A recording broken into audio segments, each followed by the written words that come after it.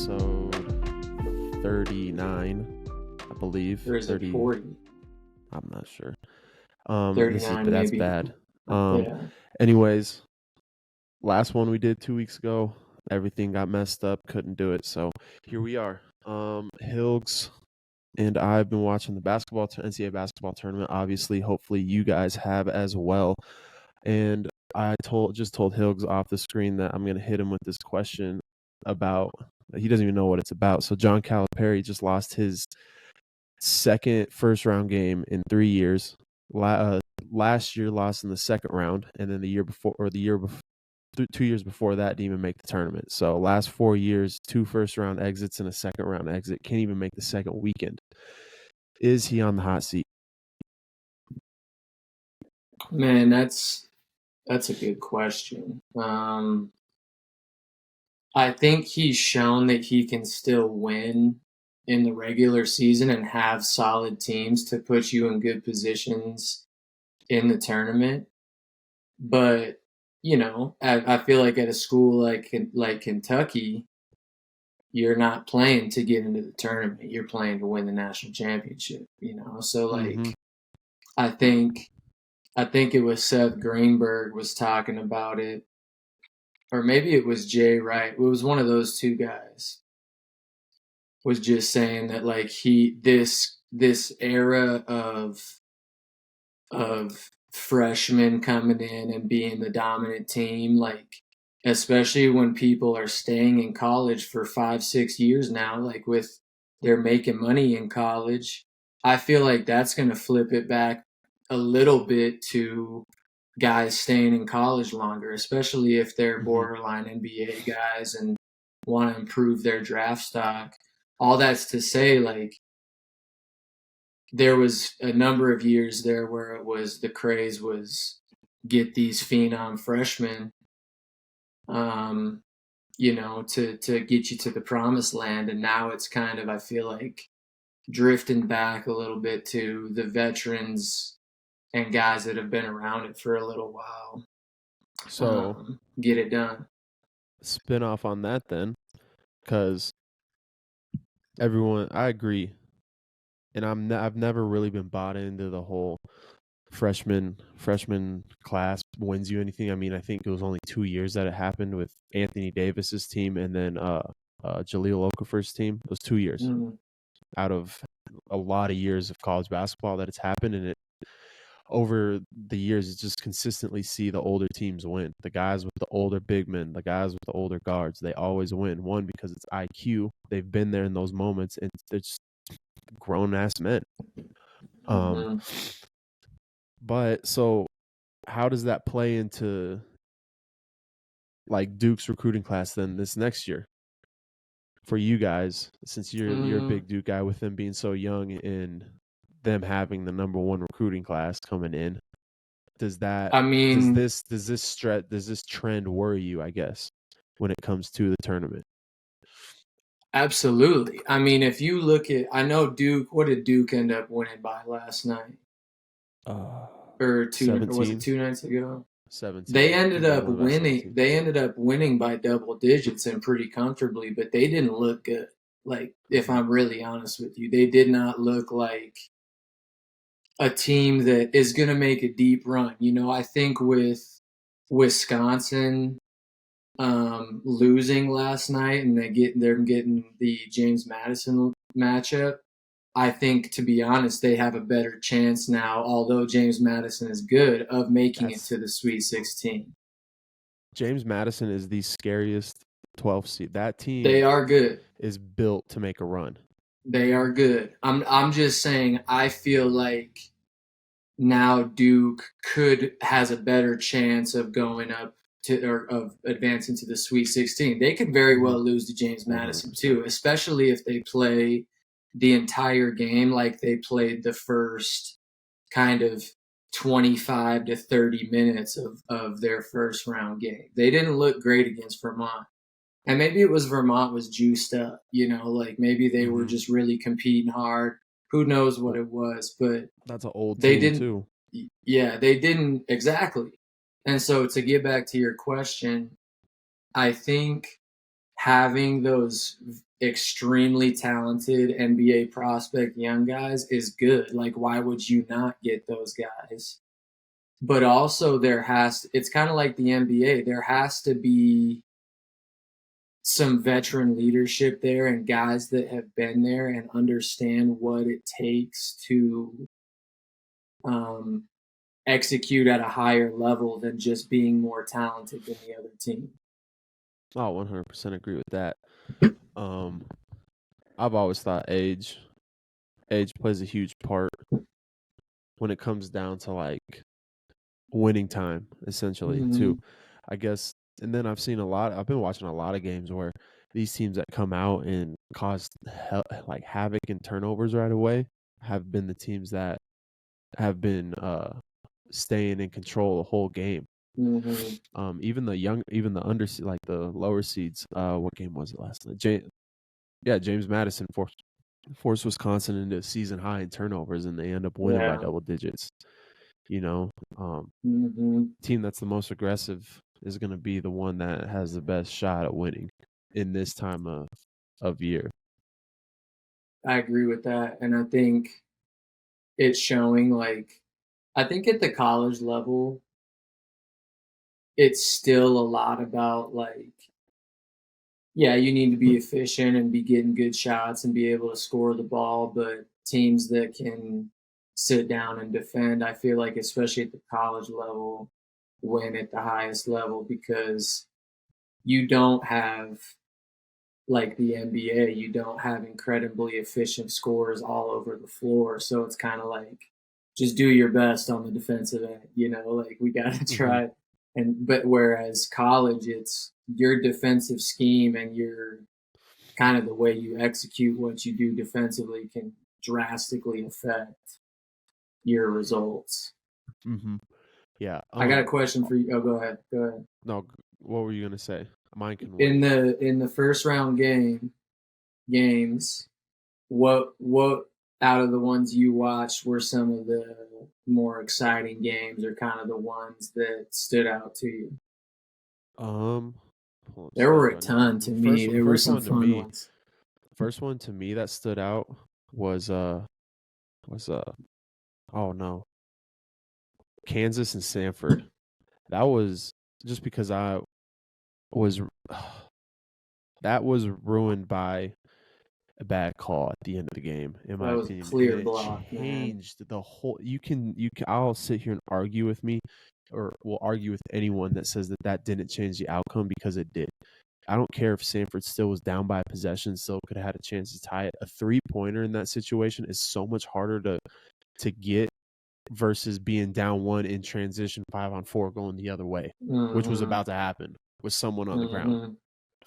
They were winning that game, in my opinion, because they had the flow going, and they're going to win that game. Well, and those are Um, the moments in March Madness where you're like, this shot, they're about to hit this shot. Like you oh, see the play 100%. unfolding, and you're like, this shot is about to go in. And I think I've been going back and forth on this one for so long because I do not want to add more replays into the game. But Mm, that is such a big call. And if that gets overturned, it's a 1-point game. I don't care if they're not if it gets overturned and we review and we're coming down. We're down one now. We have to get a 2. mm, We have to attack the rim or something. I'm living with that.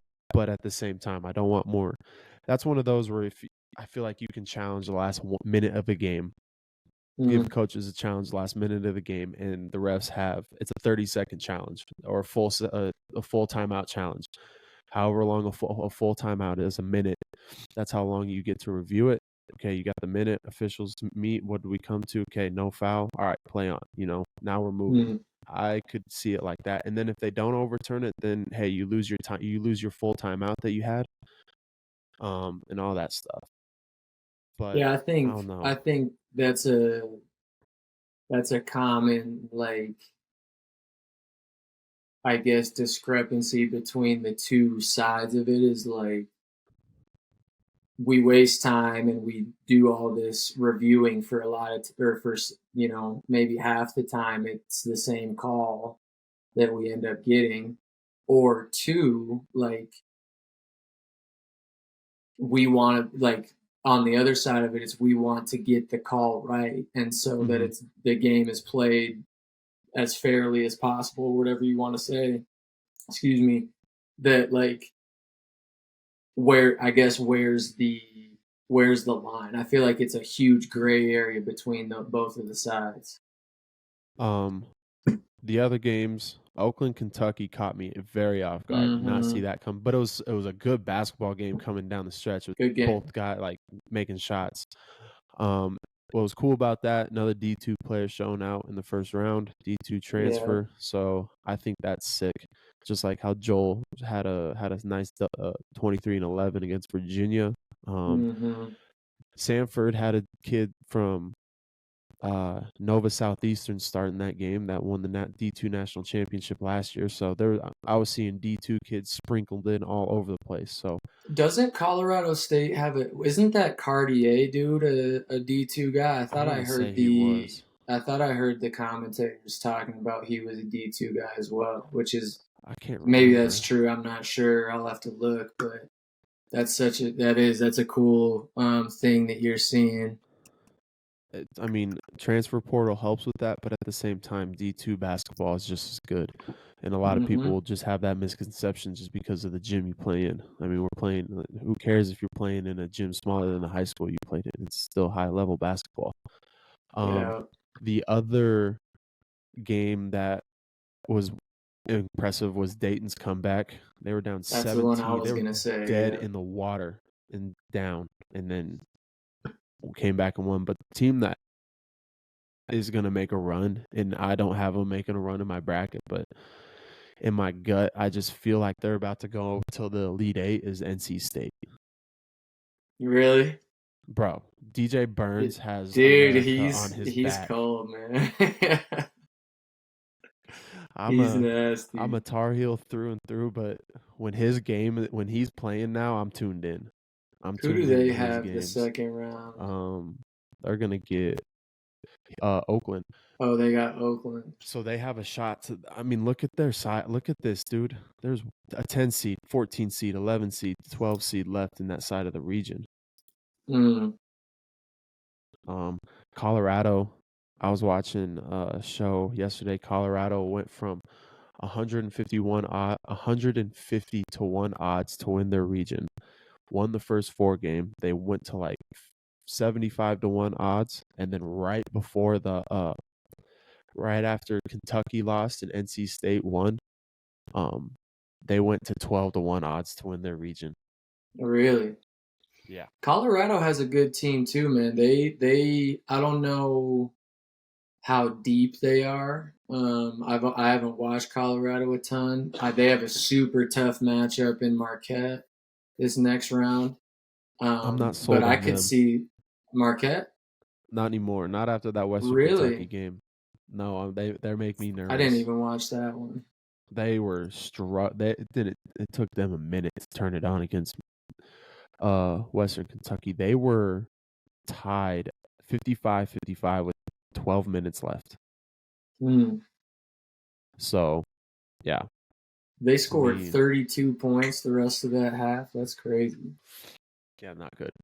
Or I mean, that's good, but That is good. their start is a little worrisome. Um, That's fair. what was that? Oh, that's what I was going to ask you. Was the D2 kind of showing in the tournament? Do you think this is going to help bring more maybe kids that think, oh, hey, let me go D2 for a couple of years and treat like if do you think they would treat it almost like a JUCO setting where hey, let me go try this D2 out for a couple of years with knowing I'm going to try and get better and go D1 and then hey, the last 2 years I'm going to transfer and go D1. That dude, that's a good question. I think for the most part where those D2 kids start to separate themselves is that second, third year, and then it's like okay, this might actually be a D1 kid that can really, compete at the D1 level. Hmm. But that's a really good question. I think it's more of a thing because I'm a true believer in, like, especially today, if you're good enough for a certain level, coaches will find you. And like, there are those kids that are getting some D1 looks as well as some D2 looks, and maybe they end up picking D2. And I think those are the kids, like, they really develop and they Hmm. really get better and kind of figure out what they're good at and what their game is. Those are kids that I feel like can really make the jump to the D1 level and perform and kind of do what Joel did and Cartier did, who is a D2 guy, by the way, Hillsdale 100%. College in Michigan. Um, but that's a good way to look at it, Bush, is that it's kind of like almost a trial run at a JUCO or something to see where you land afterwards. That's an It's interesting observation. just because like we're always the game has been changing so much now because I was just about to lead it. That kind of leads into with me like with how I stand with NIL right now and how it's changing the landscape of college sports, in my opinion. You probably saw my story the other day about that kid from that football player from Alabama, the offensive lineman. Oh Have you yeah, heard about yeah. that? That transferred to, where did he transfer So to? Iowa or something? yeah, so backstory, out of high school he committed to Iowa, right? Decommitted, went to Alabama, and then played his freshman year. Saban retires, he hits the portal, comes to Iowa. Iowa raises 100K in NIL money, gives him all of it, and then he decommits and then transfers back to Alabama and took the 100K. He doesn't have to pay the 100K back either. Oh So my like to me that's just so gosh. dirty, and that's it's so dirty, but it's him taking advantage of what the system allows you Exactly. to do. So it's not his. I mean, it's dirty on his part, yes, but he's taking advantage of what he can do to get money, which I don't Hmm. knock him for that. But still, like you're gonna that move alone is just the door getting kicked in on what is about to happen. But I also think on the flip side, instant, because we've talked about this before with NIL, was it's kind of the Wild West right now where it's like they're just working on it and it's not. I feel like when you introduce something like this, there's always things that come in later that regulates it more and kind of, I guess, if you want to call it, rebalances that power. Um, Hmm. because it is like, and it takes instances like this that happen and probably more that maybe we don't know about and that are going to come in the future, where it's going to be like, okay, we need to we need to put in some guidelines or some regulations to this that also, that, yes, still give the benefits to the player but also protect the institutions and whoever else is putting this money up for NIL.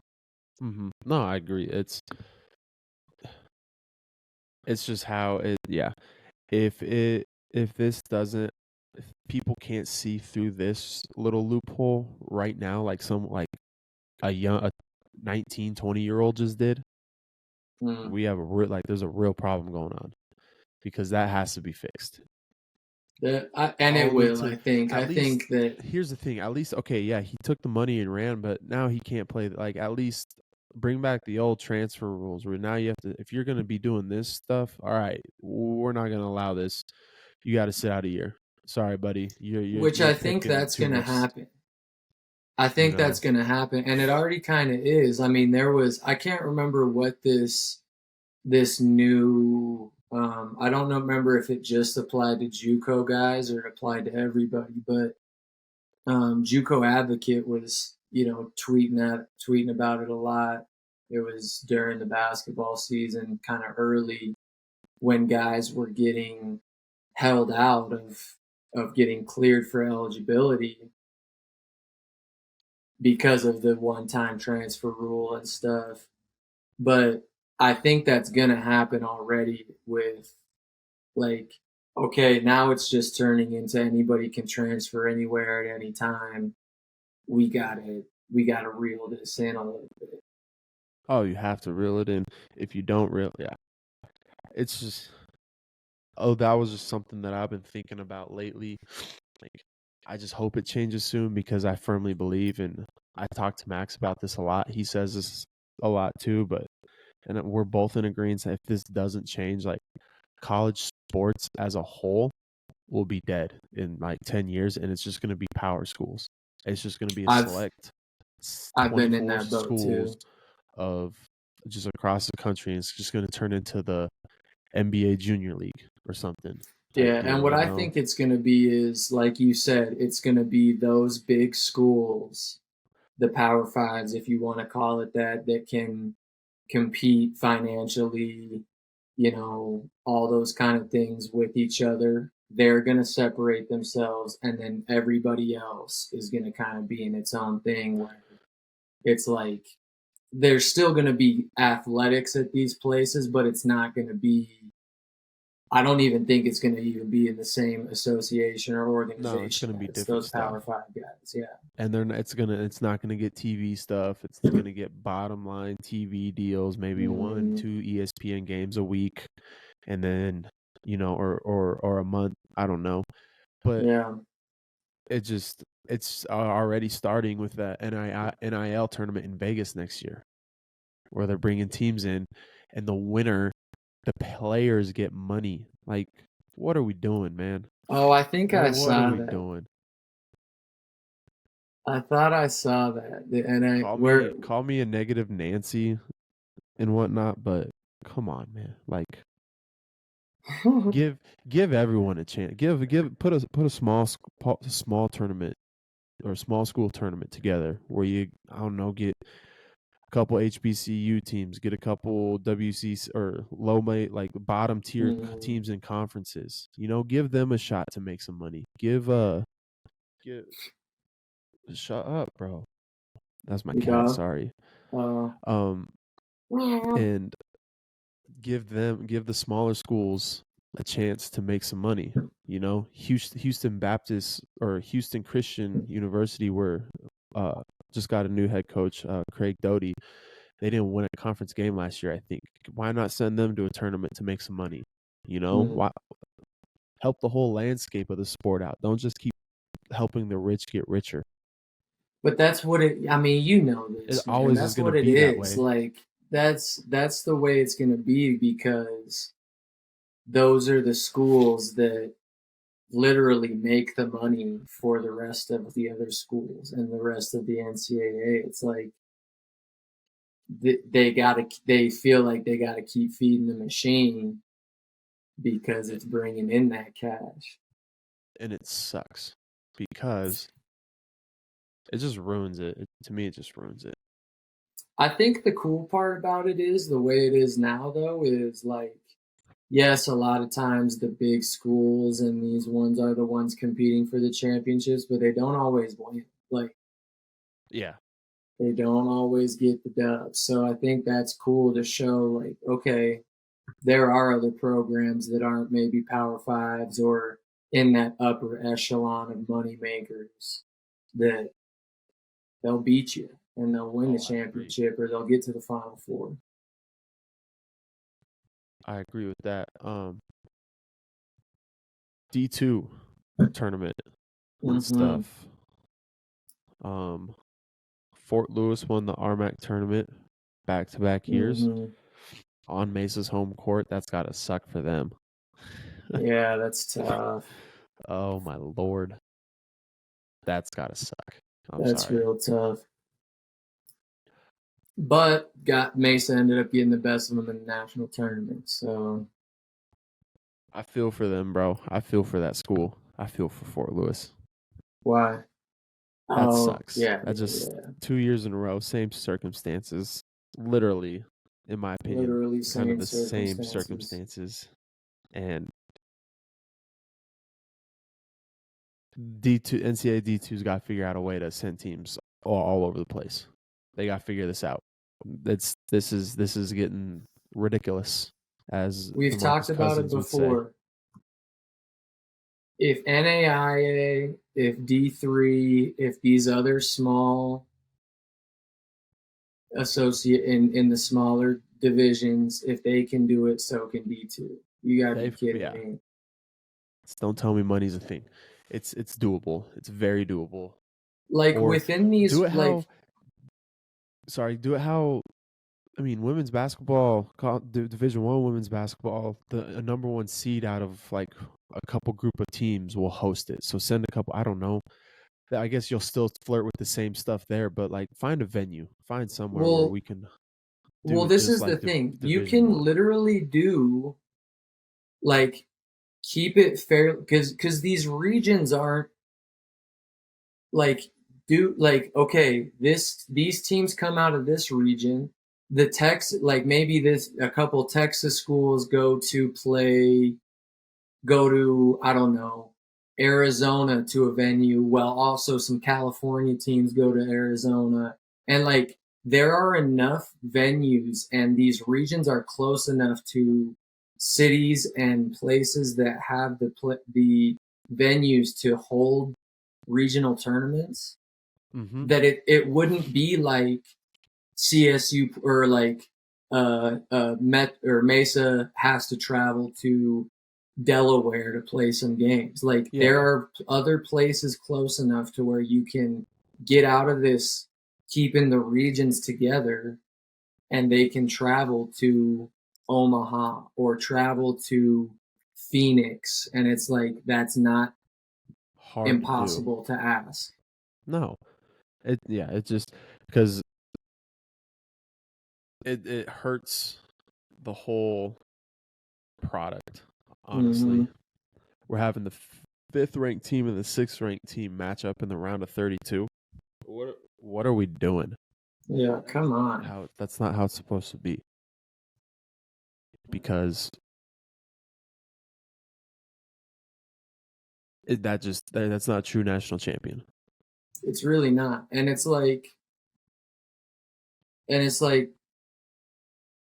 you just said, you're knocking out some of the top ranked teams in the first couple rounds.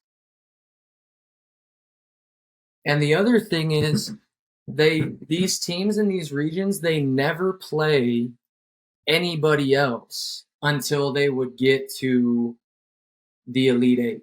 It's because your region record counts. Yeah. That's what you care about. Well, I'm saying they never play anybody outside their region until the Elite Eight, that's absurd. Is it 64 teams or no? It's 64. 32 teams. It's 32, I think.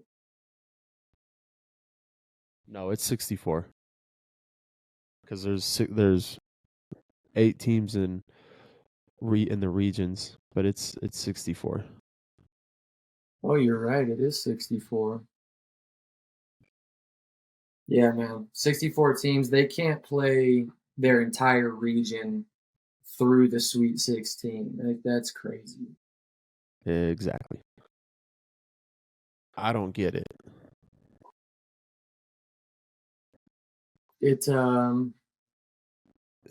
just give the guys a chance to compete against the best, man. That's all. And I know if you want to debate this conversation with anyone, debate it with the Fort Lewis people because they are very passionate about this topic. They got time.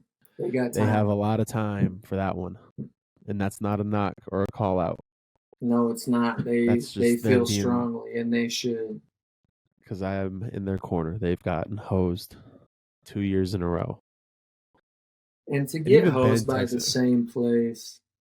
Bino texted me about it too. He sent me he's like, hey, I'm not trying to be like the side picker, but he's like, just researching and reading it. He's like, truly, I think it's just about like location, money, and all that stuff. And I'm like, that's wrong, exactly though. It is wrong because the team that deserves to host should host every single time. What did we just say about the D1 level? It's about the rich getting richer because that's what drives the ship. Yeah. Where, like they said, it's not as financially lucrative to have it in Durango, Colorado, for whatever reason, than it is to have in Canyon, Texas. Boo. Boo! Boo! Um, Going back to the D2 thing, that's how I feel about the RMAC needing to expand the conference tournament to 12 teams and host it at the Budweiser Event Center in Colorado. Mm. Why not? It's if Denver is the home site of the conference, why not host it there? There's a perfectly good event center off the highway that Mm-hmm. people could come to. I guarantee you people will come watch that stuff. I guarantee you. Absolutely. People from around there would be high school people there like that would be a big time thing having the RMAC conference tournament in Denver, but then they say, "Oh, money. Oh, it's all money." No, that's such a fake excuse. Like bring everyone to Denver and let's compete for a title and a chance to go Mm-hmm. because I had this art. I did this when I was at Western. I did research. I looked this one up. The RMAC has 15, 16 teams in it, and we only take 8. 15. That's 50% of Mm-hmm. our conference that gets a chance to go compete for a national tournament. So my argument there too was why does D1 everyone gets the chance? Mm-hmm. You could go winless and then win 5 games in a row in your conference tournament and go to the dance because that's Mm-hmm. you did your job. D2 should be the same way, but there's not one conference in D2 that allows every single team. It's either 50% of the conference goes to the tournament or like 65% of the conference goes to the tournament. Mm-hmm. But there's not one conference in America in D2 that allows or that sends all their teams to their conference tournament. Which to me, that's what you look forward to as a player. You know what I mean? Like you look forward to, regardless of how well you did in the or in the during the regular season, you look forward to that chance to make some magic happen. And it's like Exactly. because regardless of if you're the number 3 team in the conference or the number 12, 13 team in the conference, as a competitor, you feel like you got a shot when you step out there on the floor. And so maybe no 12 seed ever does get to the championship, or they do go out in the first, but they still get that opportunity to make something happen with their season. And I think especially when like as the RMAC being a 15 team conference, maybe it isn't all 15 teams make it. Like you said, maybe it's 12. Maybe it's, whatever. But give those teams a shot to play one, like those teams can pay for one to go travel somewhere and play at least one more game. They can do that. I promise they can. Absolutely. I will go to my deathbed. My first year at Western, we were on such a roll that if the conference tournament was 12 teams and we would have gotten in, no, we would have made it to the championship game. That's how good of Mm. basketball we were playing. We took Dixie State right down to the last wire. Beat Mesa on our home court. We beat Regis, beaten good teams. Beat Fort Lewis on the road. Like we were playing such good ball. I was like, yeah, we're gonna make Gonna it. make a run. And then the wrong teams lost. Like the top, Yeah, that's the the worst when worst, when your fate isn't in your hands. You gotta, the wrong teams lost, yeah. or else we would have made it in. Regis beat Dixie State, and that one hurt. Dixie dropped 2 games that weekend to the 2 teams that we could not have them drop to. Was that was that my That first was year at was Pueblo? beginning at yeah. I was like right. This was right before COVID Yeah, hit the yeah, world, you're right. I remember that. and yeah, it was unfortunate, Mm. but it is what it is. That is the way of the RMAC, unfortunately. I want to ask you about NBA now that we're getting into sort of playoff world. Who are you feeling good about right now? The NBA. Well, first of all, let me ask you about the Warriors. Do you think they're going to make it in? We're playing good right now. I like the way we're playing. We're just not. Thing that kills me about them, and they're not gonna. They'll make the playoffs. They'll make the play-in, but they'll not. I don't know how big of a. I'm tired of this. Oh, we'll make a big run from Steve Kerr. Like I'm getting sick and tired of hearing that. Oh, I can't wait till we make our big run, buddy. You've said this for 2 years in a row, and we have the same record at the same point of the season. And we're last in the division. But that does tell you, to me, how strong the Pacific Division is. Our whole division is in the playoffs. How strong the West is in general. I saw this real quick before you go on. There's 8 teams with 40 wins right now in the Western Conference. That's nuts. 8 teams. 11 that is teams absurd. with 30. There's 11 teams with 30 wins. In the Eastern Conference, there are 6 teams with 40 wins, and the Pacers just got to 40. Yeah. Okay. So, like, the disparity between the West and the East, like, think about this. The Warriors are at 36 and 33 at number 10 in the West right now. The Atlanta Hawks are at 30 and 39. They're 9 games below 500 and are in the play-in tournament currently. That's so bad. That is so bad. Also, another thing, I think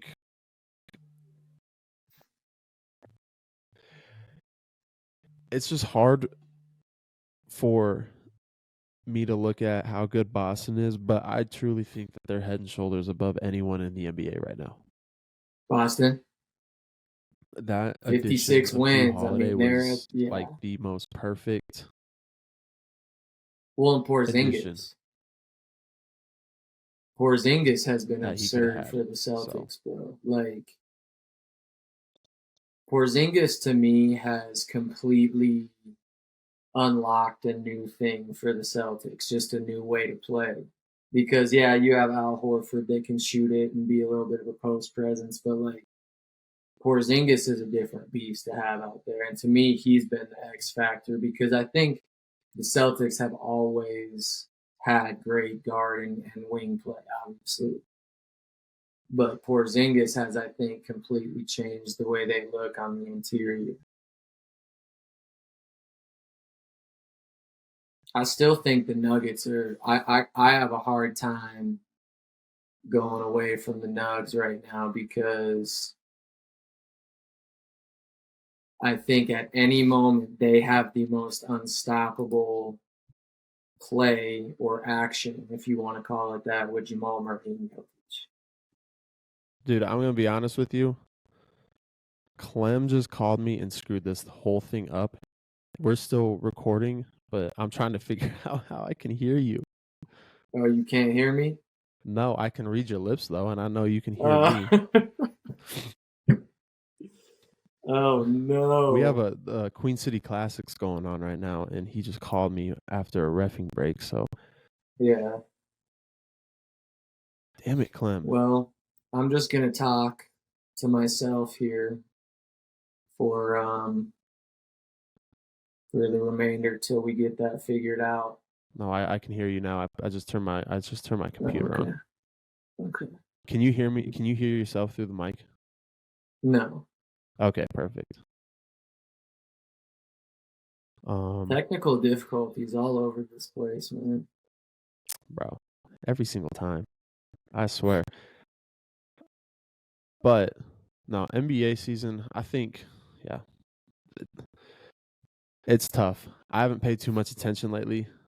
Like I really haven't paid all that much attention. I've been more locked into college basketball, but I think the Warriors can do it. I do. What I was saying when you couldn't hear me, go ahead, actually. Yeah, go ahead. I was like, my last thing, I'm so sick and tired of people getting all butthurt about Draymond Green and whatnot. Like, what happened this time? Oh, they were so about the Memphis thing. Like, there was some stuff that happened in the Memphis game, and whatnot, and I guess something like him and Desmond Bain got into a little bit of a deal, Oh and yeah. it was all Memphis acting, in my opinion. But to me, it's just like, okay, let the guy be who he is. That's who he is. Okay, it's Mm. what's so wrong about maybe showing a little toughness? Yeah, maybe he goes over the top a little bit, but like he's not going to back down. Yeah, no, I think there's an element of that. I think what people are caught up on now is like the excessiveness of Draymond Green at times. And I agree with you that I feel like now, especially since what happened with Nurkic early in the season and he got suspended, Uh huh. people nitpick every little thing that Draymond Green does when he gets in a little scuffle. I think it's like Draymond has done a good job recently of not taking it over the top, but I think people are just waiting on him to step over the line one more time, and then it's like, oh gosh, it's gonna go crazy. I'm about to change this. Armac Insider's an asshole. Why? What do you say? Everyone else have UNC losing today also? Oh Bro, yeah, I'm I hope so, I'm re- Armac Insider. I I'm hope so. recording a podcast right now, and this is what I see. Let's go, Sparty. That's nasty work, dude. That is nasty work.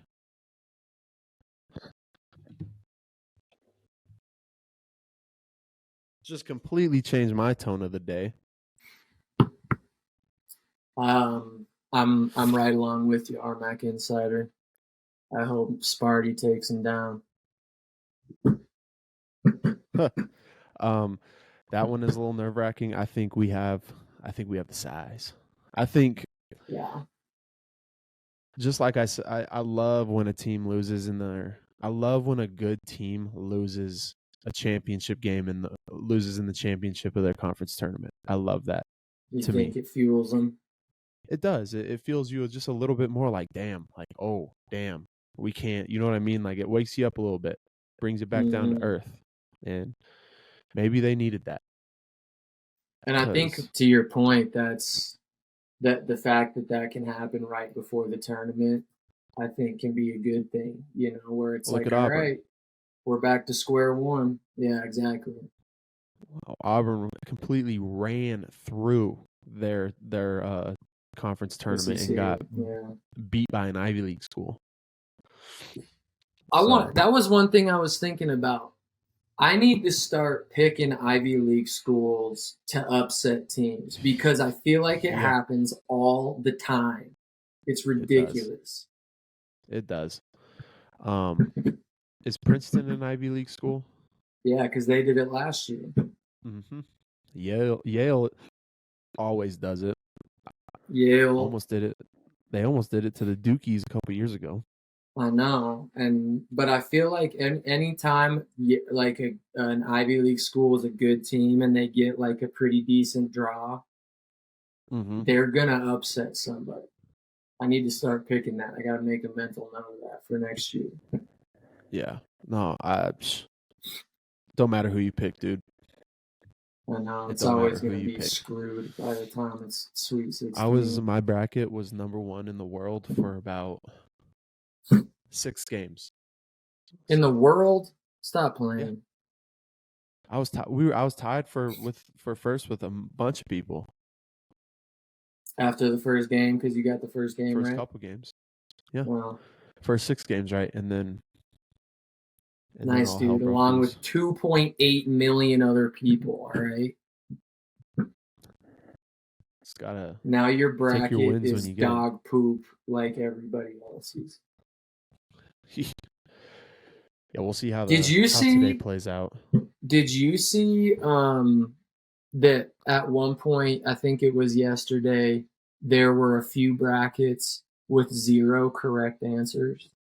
Yeah, there's 3 brackets with no. There was 0 with no picks right. Like you literally, people have to Man. try. People are trying to do that.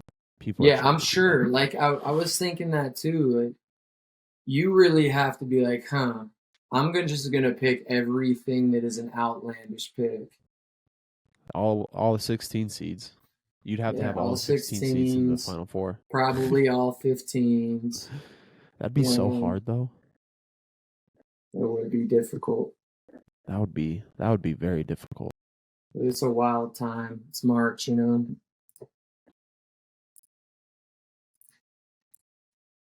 Here, I want to, or the D2 one. Well, West Texas ended up getting into the Elite Eight. Seeing some familiar faces: Minnesota State, Nova Southeastern, Ferris State, CSU, San Bernardino. I'd like to see us Nova Southeastern win. Our boy Yeah, that'd be Riker, good. get our boy Riker a national championship. Yeah. He plays big. He plays a lot of minutes for them. Like that's. Oh yeah. He that team was so. He obviously knew. Yeah, they were. He obviously knew that going there, he was going to be in a good spot. The talent that was on that BH team.